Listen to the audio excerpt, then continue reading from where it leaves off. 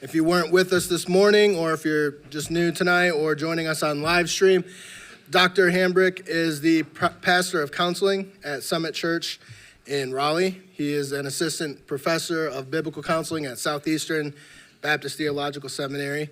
And I personally have been very influenced by Dr. Hambrick, his writing. He's written extensively on subjects like relationship, addiction. He's got a new book coming out, I think in August, right, on addiction, which I'm looking forward to.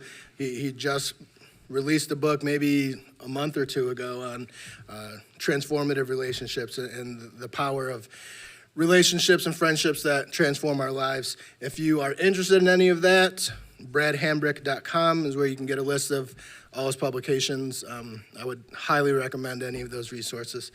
But tonight, Dr. Brad is going to come talk to us about gospel-centered marriages and decision-making. Thank you.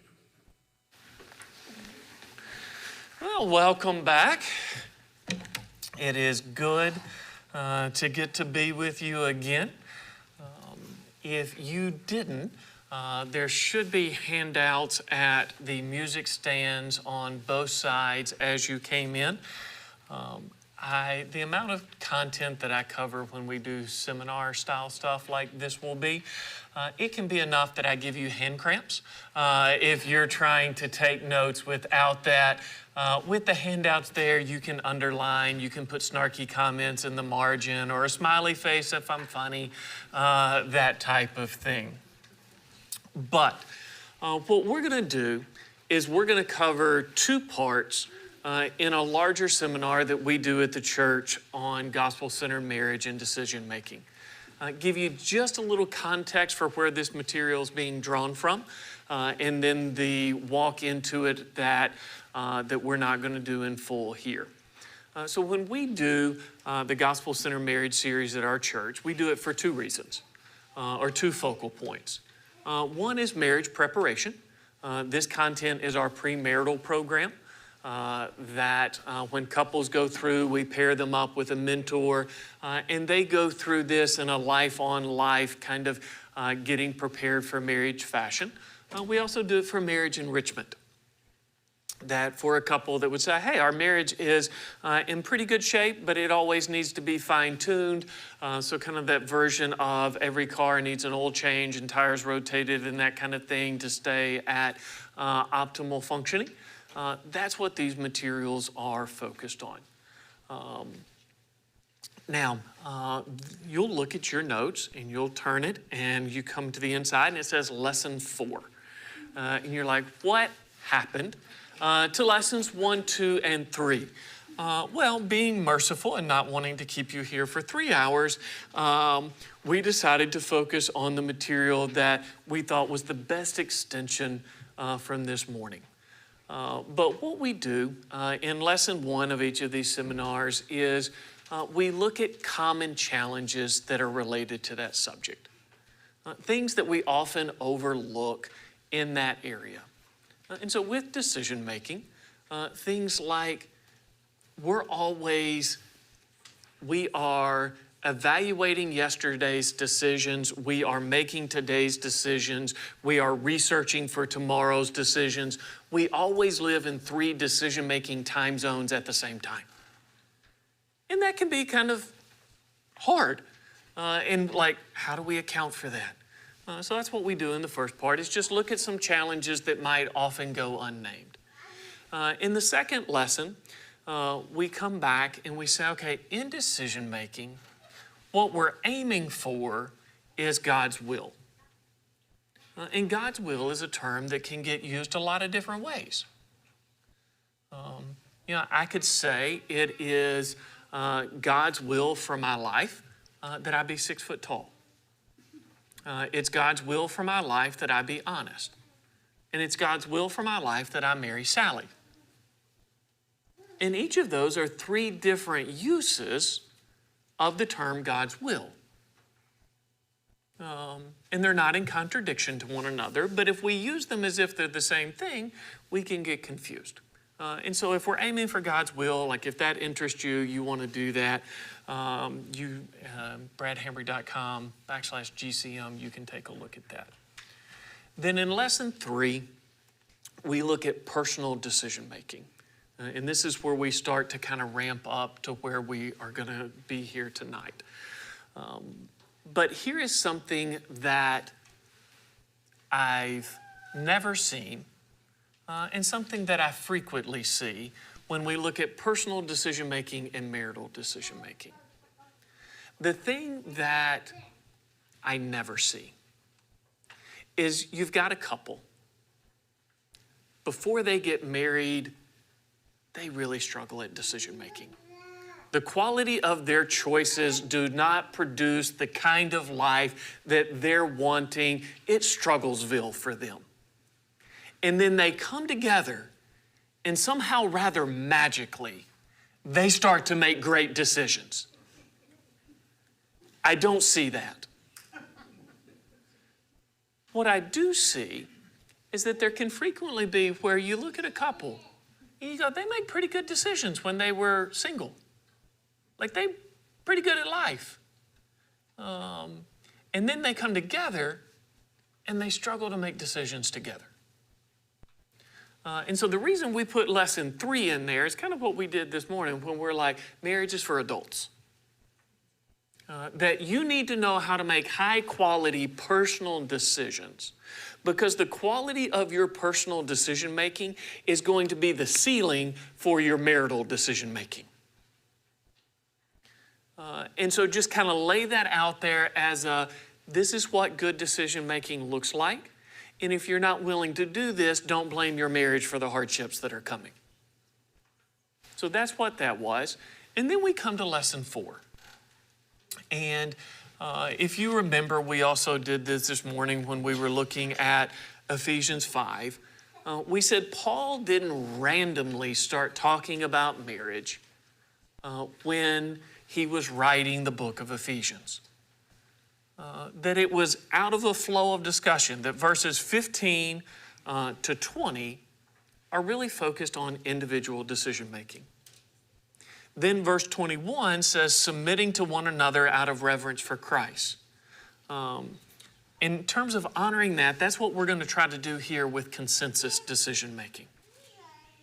And then he goes verses 22 to the end of the chapter, and he talks a lot about headship and submission.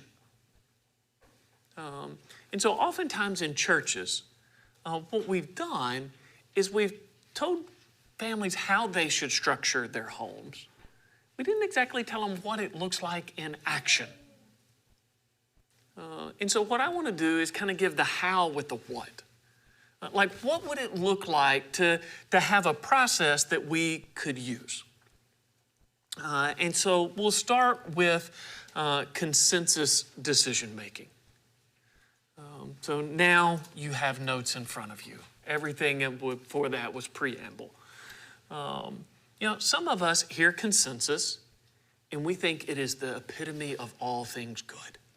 If we could all get along all of the time, what a world we would have. We could hold hands and we could sing and it would be wonderful.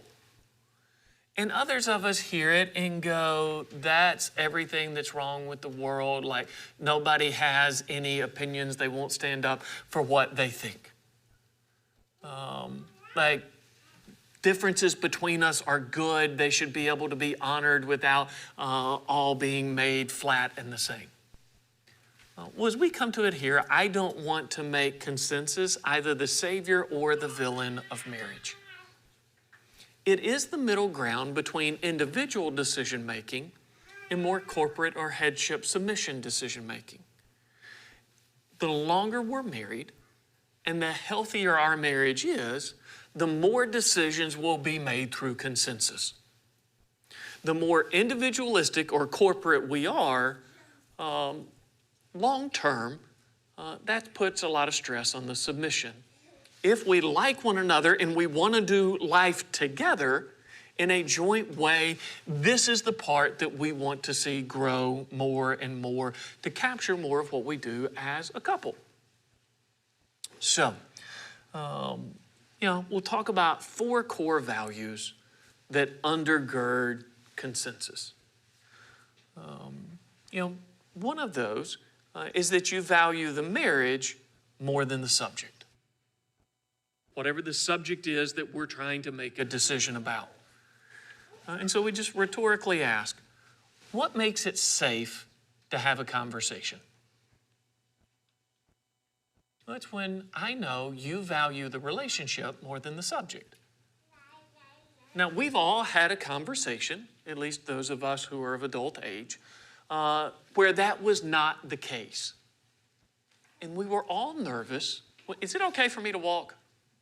Okay.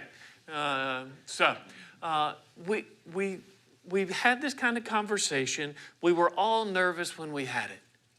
You know what that conversation was called? A job interview. When you had a job interview, the job and your qualifications was more important than the relationship, you and the person in front of you. And it made you feel uneasy. When we're in marital decision making, it should not feel that way. Us should be more important than it. That's really important if we're going to arrive at consensus.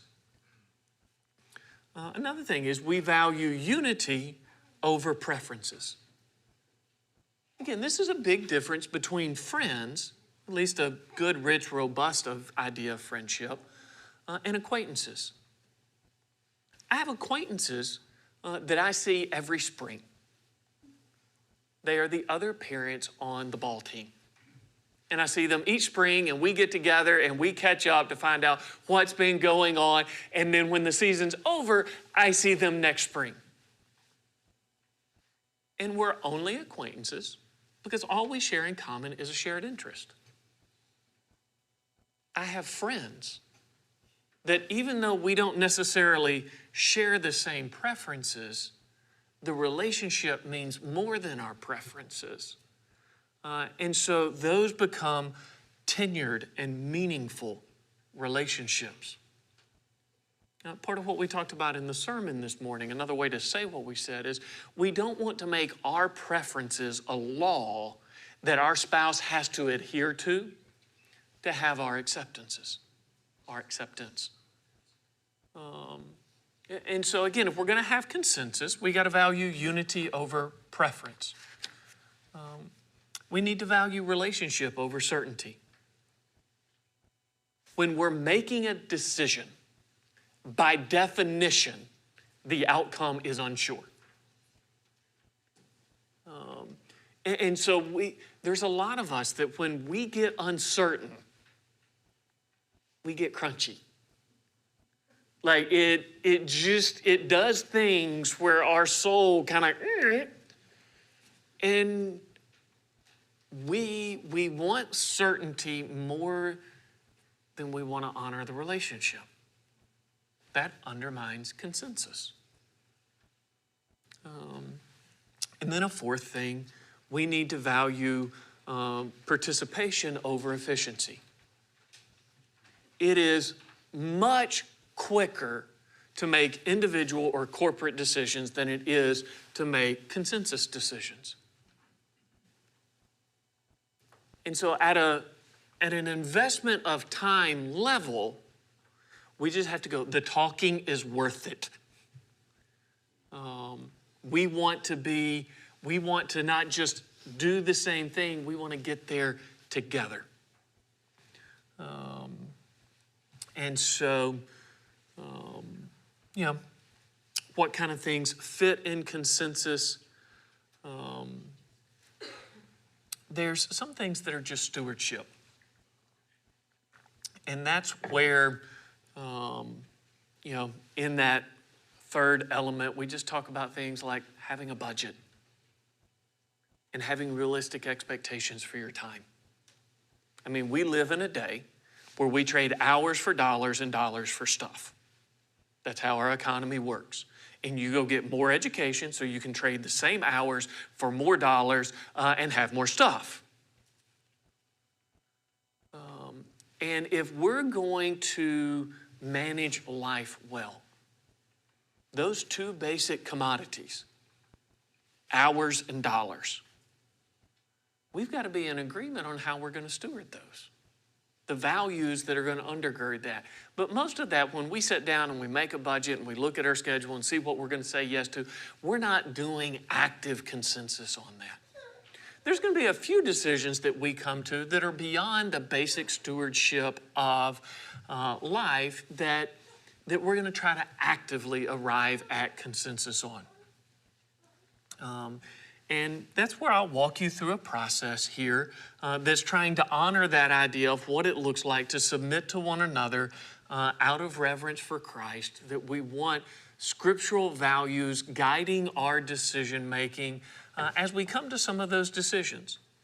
I'm going to do my best to make this a lifestyle type thing, not like a unique 7-step process that you have to go through for every consensus decision. That would be laborious. And you might sit here and smile at me very politely. And then you would side-eye one another and go, he ain't doing that. Like that takes, well, I ain't got time for that. We got a life to live. And so as much as possible, I want to keep it as a lifestyle thing. Now, step one almost should go without saying. It's to define the decision. I say it should go without saying. But again, we don't have to raise hands and we probably shouldn't elbow one another. But how many of us had that moment where we're about 10 to 15 minutes into a discussion and we look at one another and go, what are we discussing anyway? And we don't know. Like we started with a subject, but the subject never congealed into a decision that was framed in the form of a question that had options. It started with, what do you think about? And got spicy and went to your mother-in-law from there.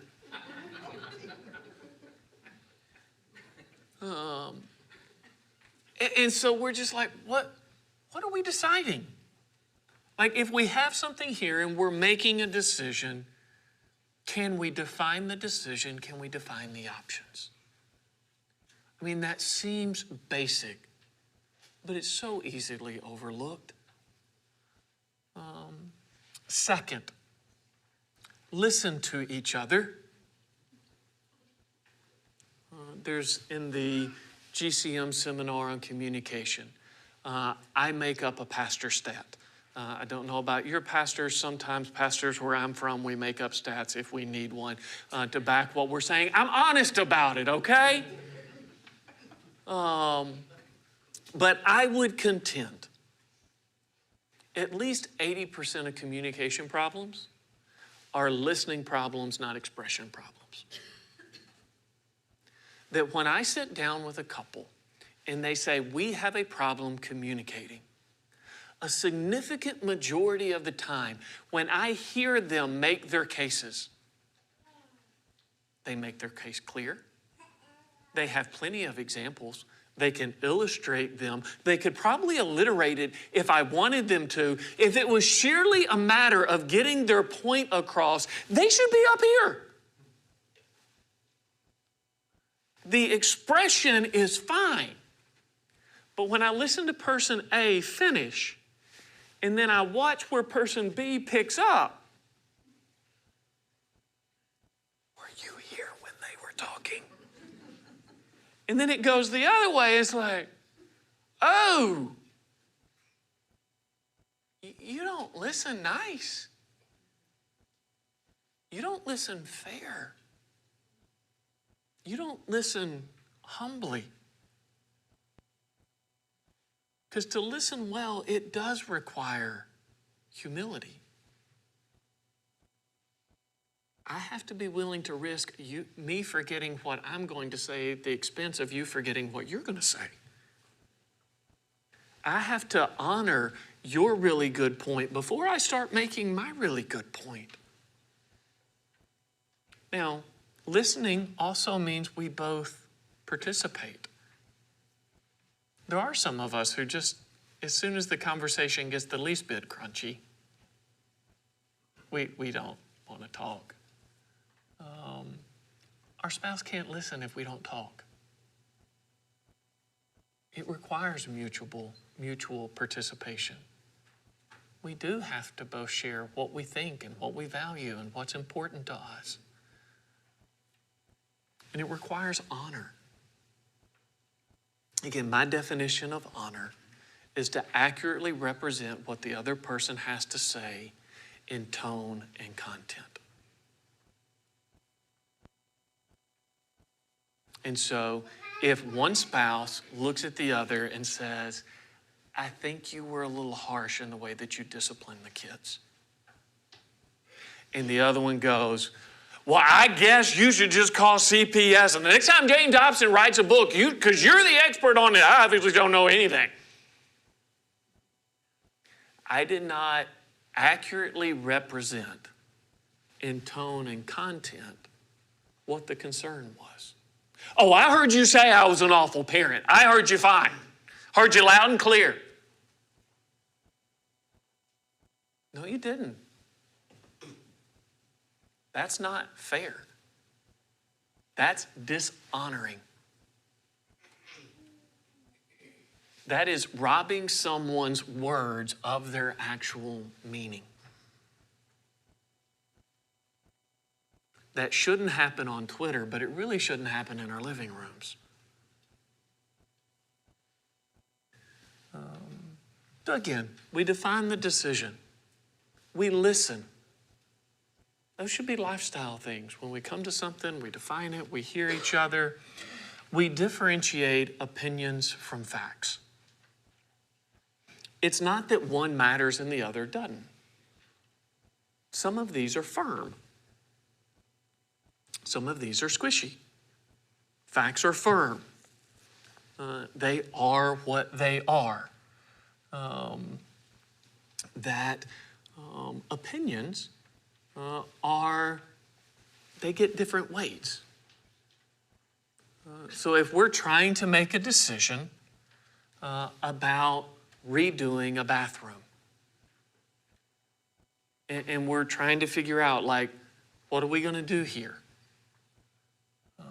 Is this a want or a need? Well, it's ugly. Okay, ugly is a want word.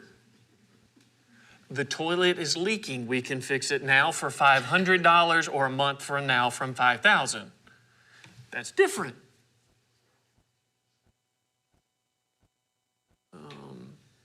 If we're going to honor one another, our ability to differentiate and weigh opinion from fact, really important. Do you want to know how you protect your spouse in that? You honor their opinion.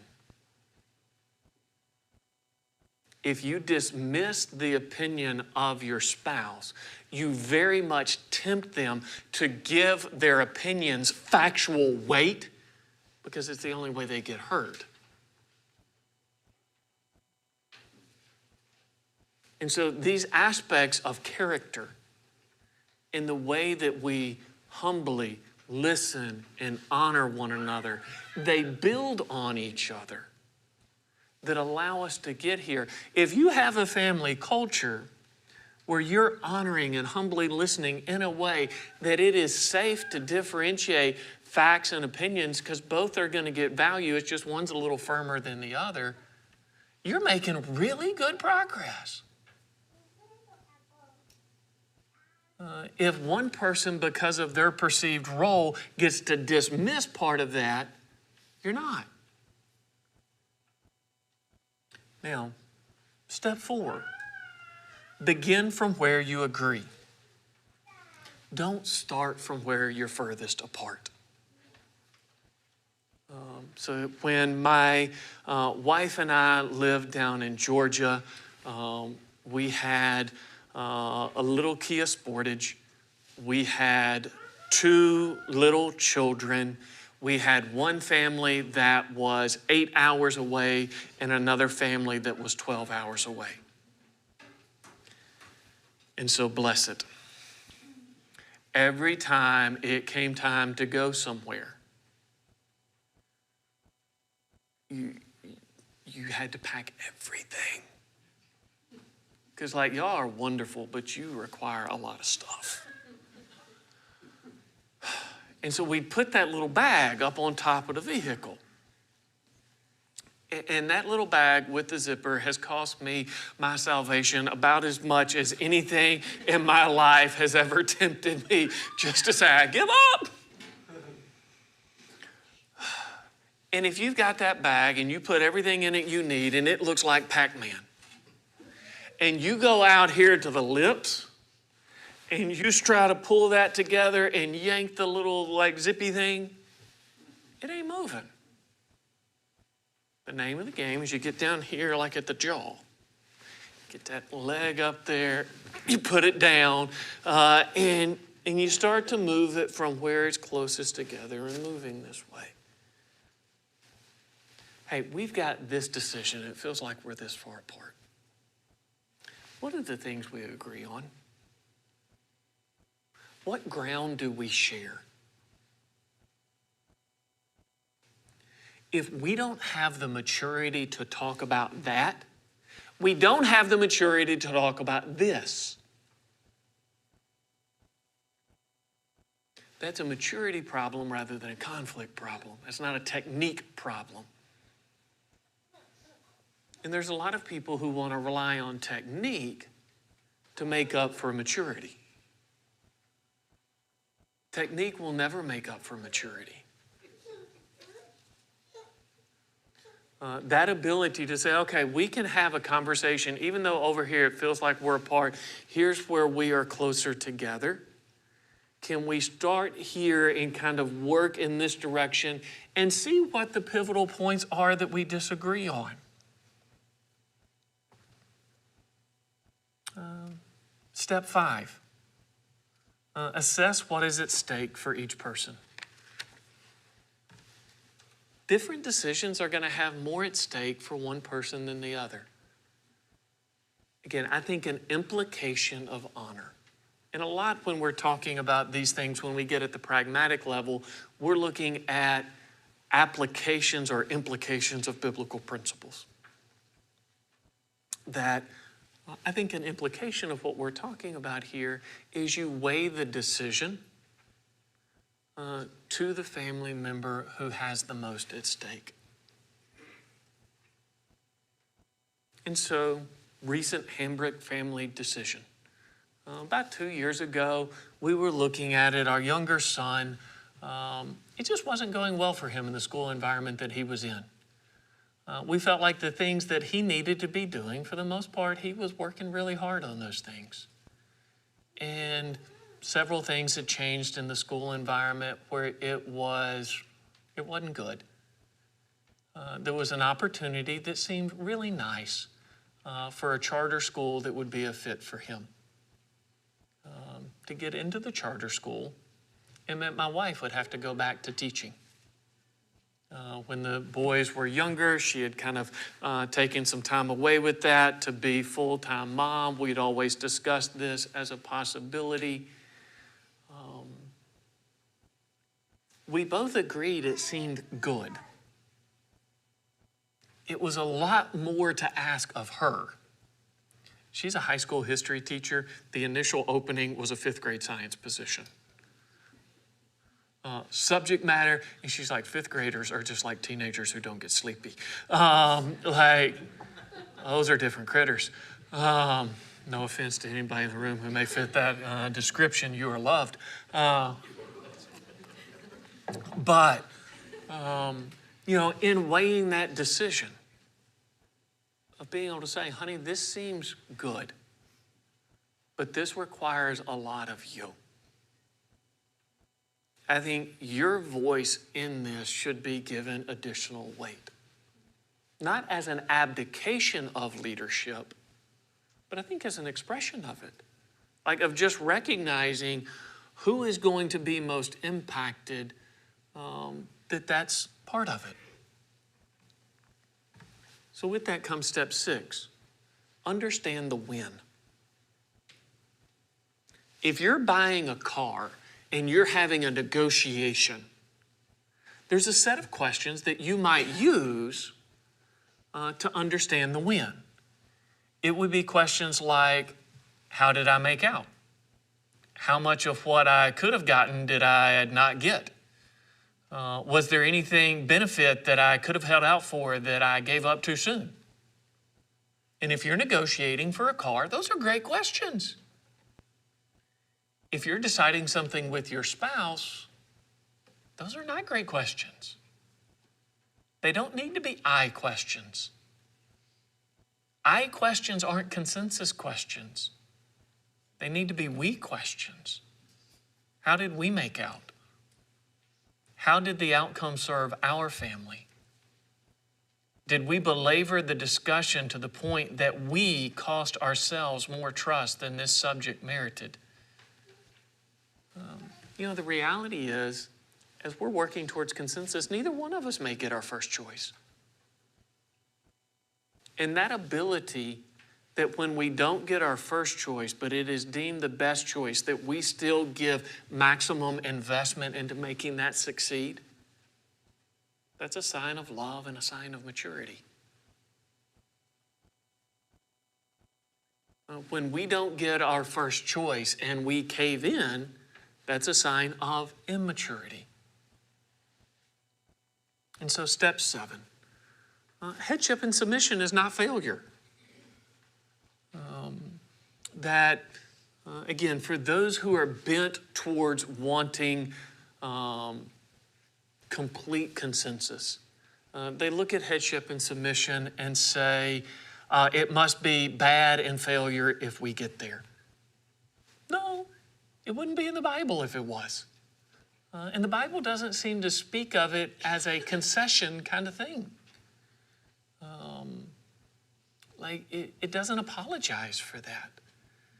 But we do want more and more of our decisions to be made through this kind of consensus process, because if I'm just trying to operationally define what it means to submit to one another out of reverence for Christ, this kind of maturity and process, listening, investment, problem solving, sacrifice, that is the best I could come up with to give you something that serves as some guardrails that move us in that direction. And so with that being said, let's look at headship and submission. And let's ask, how would we do that? Here's going to be our outline. I'm going to talk to husbands for a little while. Then I'm going to talk to wives for a little while. Then, ladies, I'm going to ask you a question. I'm going to fearfully ask you to raise your hand if you agree with my question at the end. Men, I'm going to go ahead and tell you, I don't think you're going to believe the answer to my question if the ladies did not verify it. Ladies, if you do not like my question, you are under no compulsion to raise your hand. I'll just quietly leave town. Okay?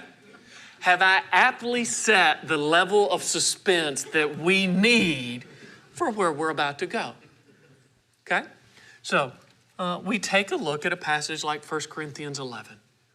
And what we're gleaning from that is that role definition and submission language, one of the reasons we know it isn't bad is because we see it in the Trinity. Again, you can look at the material there, take a look at the passage and go, okay, if that exists from the Father to the Son and the Son to the Spirit, and they're equal, it's not a matter of value, at some level, we should be okay with that in our relationships. Now, men, if we're going to make headship decisions well, some things that are in play. 1, know your wife well. You start leading by listening. If you don't know your wife well, if she doesn't feel known by you, the way that you begin leading is not with your mouth, but with your ears. And so we need to know our wife well. Express honor in what you say and do. And so if we are so biased to our own position that I cannot represent your position in a way that you recognize it, I'm in no position to lead.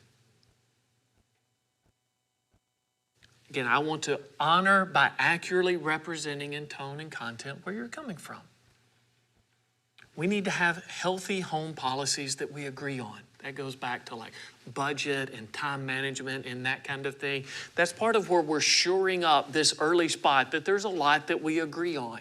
If we're so haphazard with this stuff back here, that we don't have any idea what it is that we're doing in managing our home, and we're just trying to exercise headship over random decisions that pop up because it's the only way to get all the decisions made, that's a household management problem. That's not a headship and submission problem. And there's plenty of homes where that happens. Fourth, establish an environment of trust.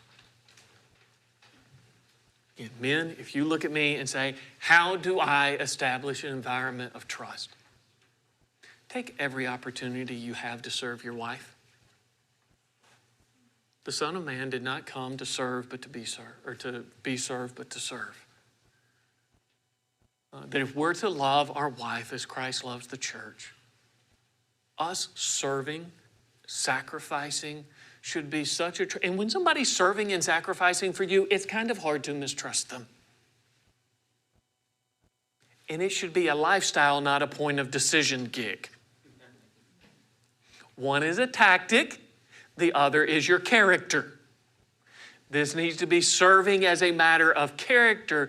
This over here is schmoozing. Okay, we don't like that, say bad. Okay? Initiate important conversations. Again, men, I think this is one we tend to drop the ball on. Because for too many of us, as close as we get is we know exactly what's wrong, and we look at our wife and go, what's wrong, honey? Something bothering you? I know I was a knucklehead, but I don't want to talk about it. When we know, like the price of gas and inflation just broke our budget, and we would rather not look at it, and we don't initiate the conversation of saying, hey, can we look at the numbers because I know things are tight. If we know we've got a kid who's struggling in school and we just ignore that, that undermines trust. If we wait until it gets to the spot that it's such a burden to our wife that she brings it with tears or dagger eyes, we've dropped the ball. That's a problem of our leadership, not her emotional regulation.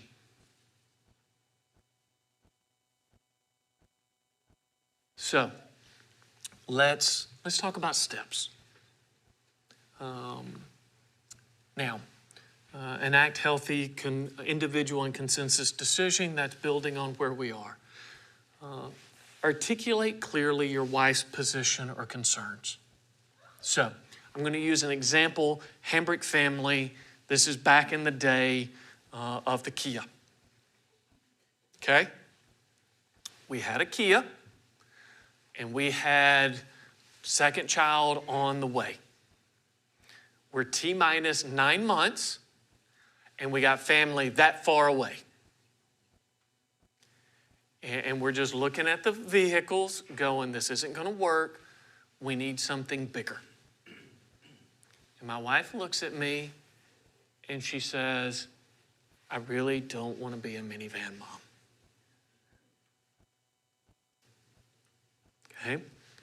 Articulate clearly your wife's positions and concerns. Here is bad Brad. Bad Brad would say, do you know how many families would be really grateful to have a minivan? That if that's what God provided and it got us where we needed to go and we could do all of the things that God wanted us to do as a family in a minivan, who are we to say no to that? Now, here's good Brad. Honey, I know when you were in high school, the car that you drove was one that you got from your grandmother, and your grandmother liked Captain D's, and she was forgetful. And she put that extra Filet-O-Fish on, I'm not making this up. She put it under the car seat and forgot, and it grew stuff that was alive under that car. And you've never had a vehicle that you were excited about and proud to drive. And we've both worked hard. We both have master's degrees. We studied under Dave Ramsey. Well, she did, literally. We did all of the things that we thought we should do. And by this point, we both thought we would be at a spot that we would have more freedom than it seems like we may have at this point. And if we had to make that decision, I get where that would be hard for you.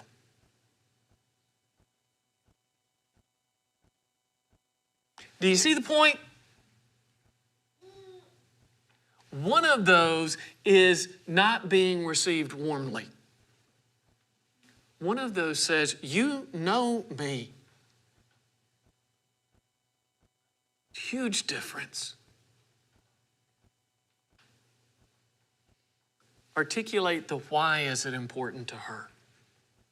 Again, in that you kind of heard that element of history. In that element of history was both history outside of her control, like you got grandma's car with the Captain D's fillet of things, and like the character history. You've worked hard. You've sacrificed. We've managed. We've made decisions that we thought would put us in a different place. That's a big, that is so much more receivable. Now, 4, vocalize what you're weighing in the decision. Again, this is the point where we sit down and we've got a chart.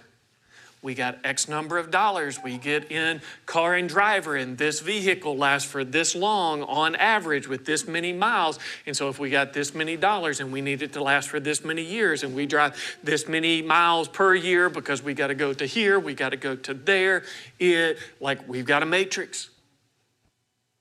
We're looking at car lots and ads and eBay and all the places. We're driving down the road, slowing down. Honey, how many seats are in the back of that car right there? Honey, look.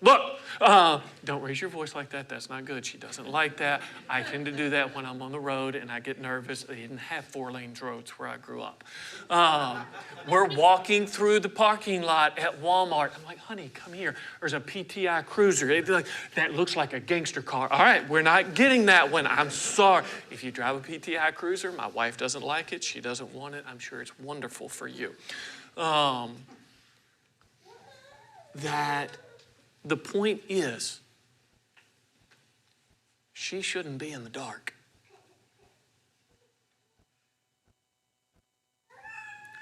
If you put your wife in the dark informationally and you get defensive when she asks for light, that's not a problem of her questions, it's a problem of your attitude.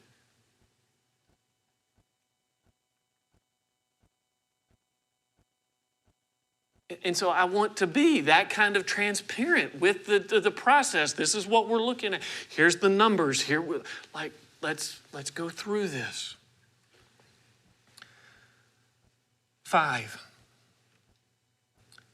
request your wife's support in your decision. Questions honor, demands or expectations dishonor. So again, hear the difference.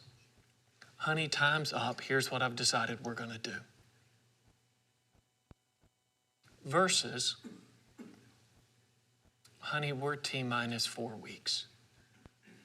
We've looked at the options. I don't see something other than a minivan that's going to be able to serve us well. Can you support me in the decision of us getting a minivan? Do you hear the difference in a question? Questions honor. Even in this kind of thing, my wife doesn't obey me. Children obey your parents. Different word for a wife. Like, submission's voluntary. You should be invited with a question. The kind of question that shows that you've honored the kind of process that we've talked about here. If you come with a statement, that's a flex. I would say that's not good. Now, only choose your preference if you're convinced you're right. No. That would mean we always choose what it is that we prefer, because we wouldn't have got to this point and belabored it this far if whatever it is direction we were leaning, we didn't feel like it was the better direction. And so here's my recommendation there. Only choose your preference if you think the weight of this decision merits a temporary trust or disappointment withdrawal.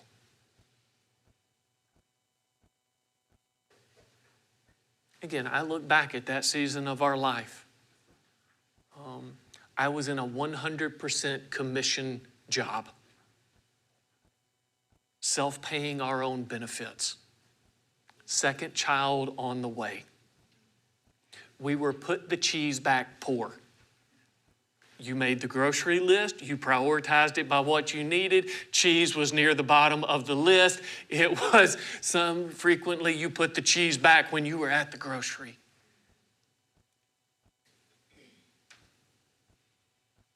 Honey, if we reach on this one, we're making our margin between life and a crisis thin. In a way that as much as I would love to sacrifice on this, I don't think it's wise. Can you support me in the decision of us getting a minivan? So that's on the husband side. We said we were going to talk over here for a while. Let's talk to the other side. Now, note, anything we talk about here assumes that the decision being made is not sinful or dangerous. If something is sinful or dangerous, submission is not the category that fits. But in the kinds of things we were just talking about. One, believe you're the best about your husband's motivation in leading. I think for all of us, when somebody in a leadership role makes a decision that we don't like, we tend to view them negatively. They just don't get it. They're selfish. They want their way. They're out of touch.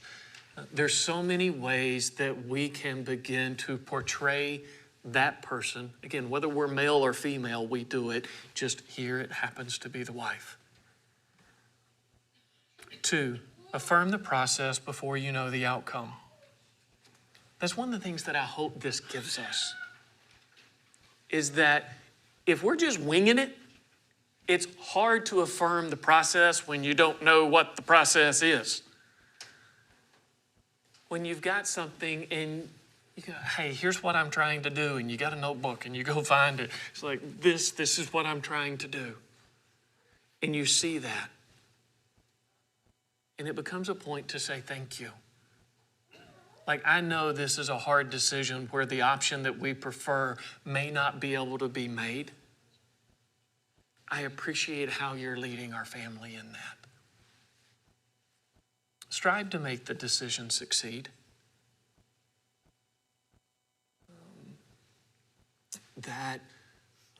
Again, buying a vehicle isn't really a make it succeed thing. I guess you can go hit a deer or something, but there's plenty of other decisions that are easier to sabotage. Speak and think of the decision positively. You want to know one of the things, if we go back to the minivan, that meant the world to me is when people would see that we got a new vehicle and they would say something to Sally about it. And she said, we made the decision. At that moment, like if she said he, like maybe I should be a bigger man, it would hurt. Like I couldn't give you what you wanted. I tried. I failed. And now it's a public thing. And so the way that we speak of the decision between the two of you, with your children, with your friends, that's a big deal in the long-term unity on the backside of these things. Offer constructive feedback. Submission doesn't mean voicelessness. Again, word to husbands, ask for it. Like, hey, how do we do there? Critique the process, critique the tone, critique the decision. Like, if we invite it, it's going to probably be spoken more receivably, and our attitude's going to be in a better spot to receive it. If we wait for our wife to proactively give it to us, both of those things are probably going to be a little different. So, now we come to our fateful moment. So, ladies, here's what we're going to do. I'm going to make a statement. It's going to sound wonky. Okay? Very technical term. It's going to sound wonky. I'm going to slow it down. I'm going to explain what I mean by the phrases.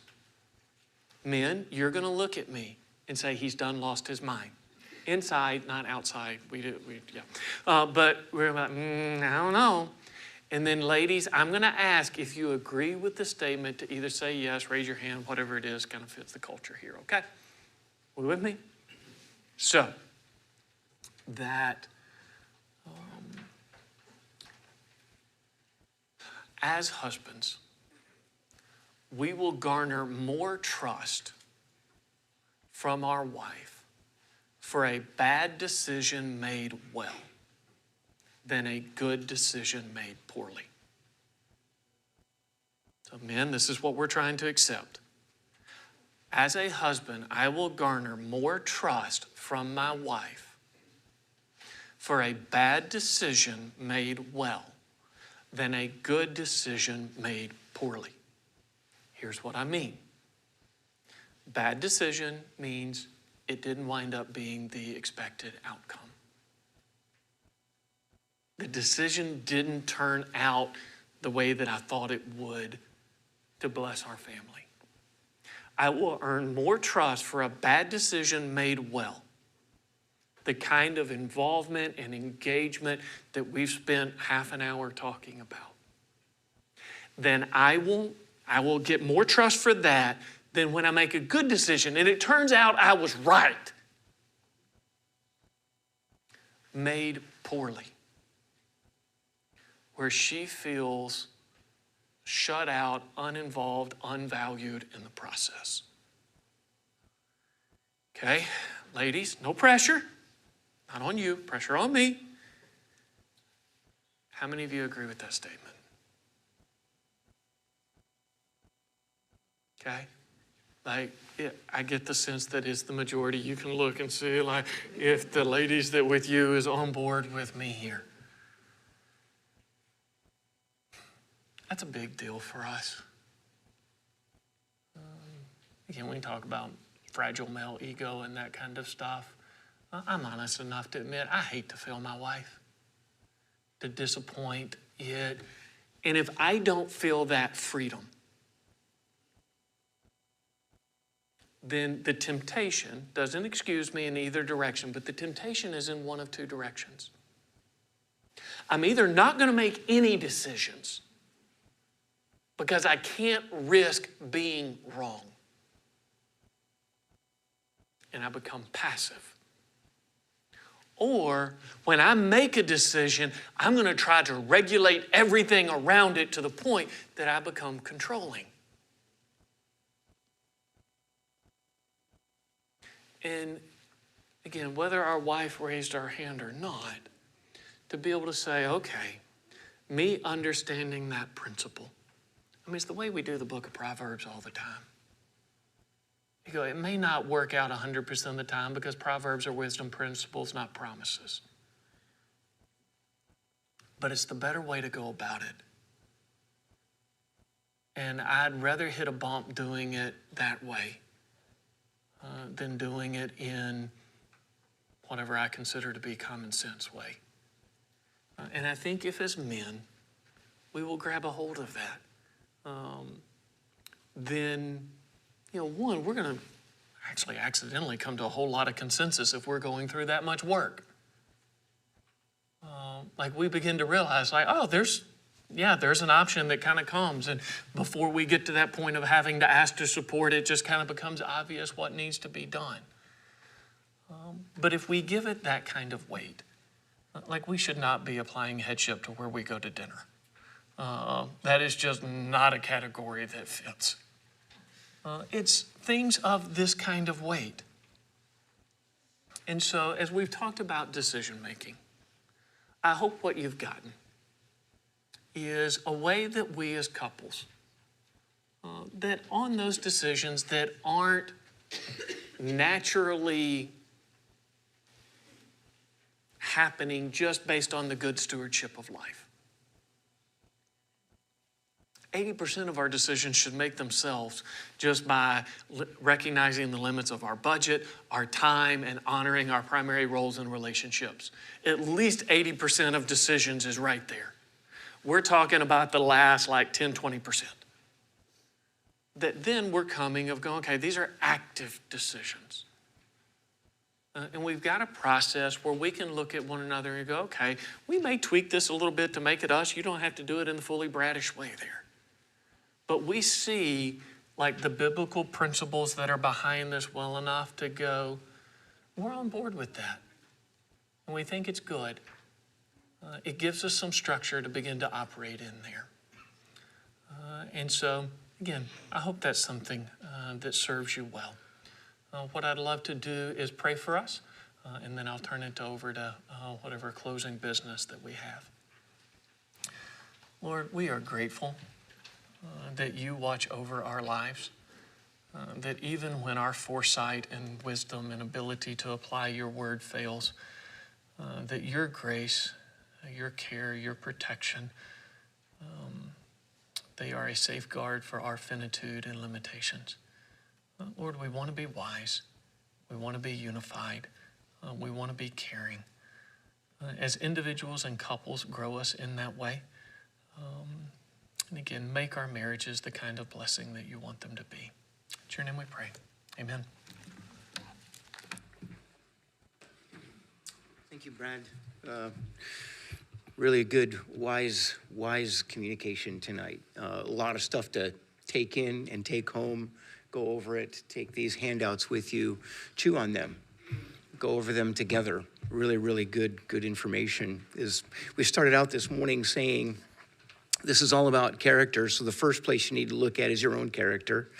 As he took us through this, right? How are you representing Christ in this? But it's also about community, living together and doing it well. But it's about pursuing Christ ultimately, isn't it? So thank you, Dr. Hambrick, for doing it. Let's express our appreciation to him for today.